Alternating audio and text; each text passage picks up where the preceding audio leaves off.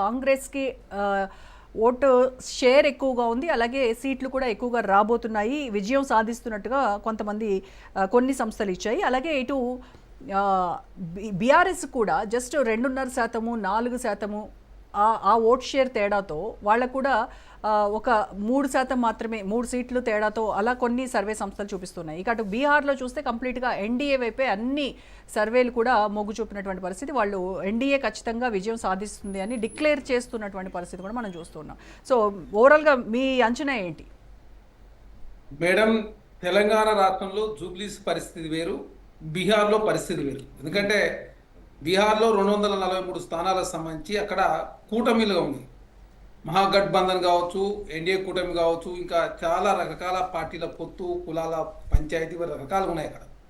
అదే కాకుండా జూబ్లీకి సంబంధించి దాదాపు ఇప్పటివరకు ఒక 10 స్మార్ట్ పోల్ కావచ్చు, చాణక్య కావచ్చు, హెచ్ఎంఆర్ కావచ్చు, జనం సాక్షి కావచ్చు, నాగన్న సర్వే కావచ్చు, సైదుల్ సర్వే కావచ్చు, ఎస్ఏఎస్ గ్రూప్ కావచ్చు, పబ్లిక్ పల్స్ కావచ్చు, జనం మైండ్ కావచ్చు, తర్వాత ఏ సర్వే చూసినా కూడా ఇప్పటివరకు అయితే కాంగ్రెస్ పార్టీ గెలుస్తూ ఉందని చాలా స్పష్టంగా సర్వేలు వస్తూ ఉన్నాయి. ఏదైనా కూడా జూబ్లీస్లో కాంగ్రెస్ పార్టీ గెలవబోతాం. అంటే నేను మాట్లాడేది డిఫరెన్స్ గురించి మాట్లాడుతున్నాను చరణ్. ఇప్పుడు 42%, 48% ఒక సర్వే చెప్తోంది, తర్వాత 45.5, 46.5 ఒకటి చెప్తున్నాయి. సో ఈ చాలా తక్కువ డిఫరెన్స్ కనబడుతూ ఉన్నాయి రెండు పార్టీలకు వాళ్ళు ఇచ్చినటువంటి సర్వేలు. మేడం ఇక్కడ అన్నీ కూడా మ్యాక్సిమం అంటే 6% వరకు హైయెస్ట్ ఉన్న పరిస్థితి మనం చూసినాం. లోయెస్ట్గా చూసినప్పుడు 3% కన్నా ఎక్కువ, అంటే తక్కువ అయితే ఎక్కడ లేదు. కాబట్టి ఖచ్చితంగా జూబ్లీస్లో కాంగ్రెస్ పార్టీ గెలవబోతా ఉంది. అదే కాకుండా బీహార్ సంబంధించి చూసినప్పుడు కూడా 2005 ముందు లల్లు ప్రసాద్ గారు అక్కడ ముఖ్యమంత్రిగా 15 సంవత్సరాల కాలం పాటు రబ్రీదేవిగా లల్లు ప్రసాద్ యాదవ్ గారు ఉన్నారు. ఆనాడు 2005 పరిస్థితి ఎట్టుందో ఈ రోజు 20 సంవత్సరాల కాలం పాటు ఎన్డీఏ కావచ్చు, నితీష్ కుమార్ గారే ముఖ్యమంత్రి. 284 రోజులు మాత్రమే నితీష్ కుమార్ గారు కాకుండా వేరే వాళ్ళు ముఖ్యమంత్రి మాంజీ గారు ఉన్నారు. కానీ ఆ రోజు జీడిపి ఏ విధంగా ఉందో ఈ రోజు జీడిపి కూడా అదే పరిస్థితి. ఆ రోజు ఆకలి చావదు ఏ విధంగా ఈ రోజు అదే ఆకలి చావదు. ఆ రోజు నిరుద్యోగం ఏ విధంగా ఉందో ఈ రోజు నిరుద్యోగం కూడా అట్నే ఉన్నది. కాకపోతే భారతీయ జనతా పార్టీ ఏంటంటే పెద్ద ఎత్తున ఒక్కొక్క రాష్ట్రంలో ఒక్కొక్క వ్యూహంతో ముందుకు పోవడు. అదే కాకుండా కేంద్రంలో గవర్నమెంట్ ఉంది కాబట్టి మేము మహారాష్ట్ర తరాలో మహిళలకు సంబంధించినటువంటి నెలకు 2,500 రూపాయలు మెహంగీ సంబంధించినటువంటి పథకం కావచ్చు, మధ్యప్రదేశ్లో కావచ్చు, అదే కాకుండా రకరకాల పథకాలను ఆకర్షించే ప్రయత్నం కేంద్రంలో భారతీయ జనతా పార్టీ ఉంది కాబట్టి మేము 59,000 కోట్ల రూపాయలు అది ప్రత్యేకమైనటువంటి కేంద్రం నుంచి సహకారం తీసుకున్నాం. మఖానా పోర్టు ఏర్పాటు చేసిరు, ఎయిర్పోర్ట్ విస్తరణ చేసిరు, ఇది పాట్నా ఎయిర్పోర్ట్ సంబంధించి. అదే కాకుండా రకరకాల ద్వారా బీహార్లో మా అదేవిధంగా బయటపడాల ఏకైక లక్ష్యంతో భారతీయ జనతా పార్టీ ముందుకు పోతుంది. కాకపోతే నితీష్ కుమార్ గారి నేతృత్వంలో మాత్రం ఎలక్షన్ పోతా ఉన్నారు. ముఖ్యమంత్రి అభ్యర్థి ఎవరంటే చెప్పని పరిస్థితి. ఎందుకంటే గతంలో శివరాజ్ సింగ్ ఆధ్వర్యంలో మధ్యప్రదేశ్ ఎలక్షన్ పోయారు, ముఖ్యమంత్రి అభ్యర్థి అనౌన్స్ చేయలేదు. తర్వాత వాళ్ళు ముఖ్యమంత్రి కుర్చీలో కూర్చోబెట్టలేదు, మోహన్ యాదవ్ గారు వచ్చారు. తర్వాత మహారాష్ట్రలో ఎలక్షన్ పోయారు, సీఎం అభ్యర్థి అనౌన్స్ చేయలేదు. తర్వాత చూస్తే ఫడ్నీస్ గారు అయిన పరిస్థితి మనం చూస్తా ఉన్నాం.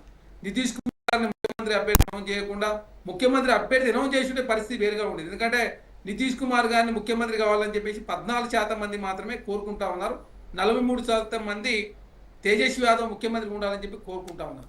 అదే కాక జన్ సురాజ్ పార్టీ ఉన్నది. ఈసారి ఏ పార్టీకి నష్టం చేస్తారో చూడాల్సిన అవసరం ఉంది.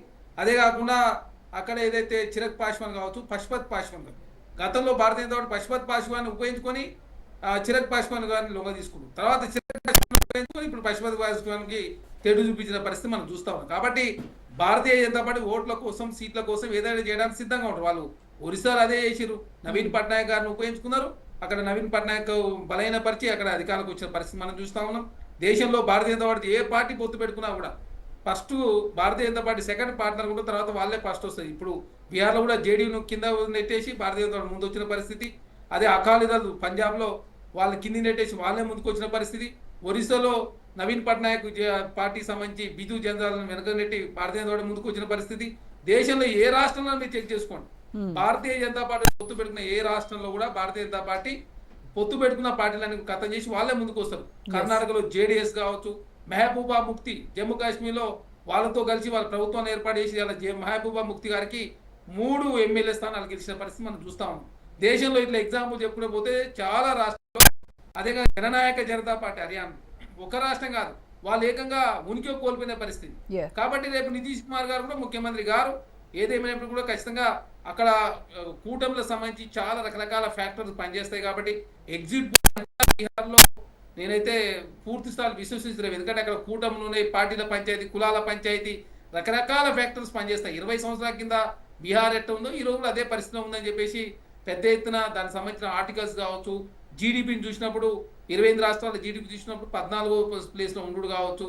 అదే కాకుండా ఉద్యోగాలకు సంబంధించి నోటిఫికేషన్ ఇస్తే దేశవ్యాప్తంగా ఏదైతే బీహార్ రాష్ట్రంలో వలస వచ్చిన వాళ్ళంతా ఏ విధంగా ఒక పోస్టుకు 30,000 మంది పోటీ పడ్డ పరిస్థితి కావచ్చు. కాబట్టి రకరకాల ఫ్యాక్టర్స్ నిరుద్యోగం పెరిగిపోతా ఉంది, నితీష్ కుమార్ గారు ఆదరణ కొరబోతా ఉంది. మహాగఠబంధన్ కూటమి కూడా ఎన్డీఏ కూటమికి ఏమాత్రం తీసిపోని విధంగా చాలా మీరు కూడా హామీలు ఇచ్చారు.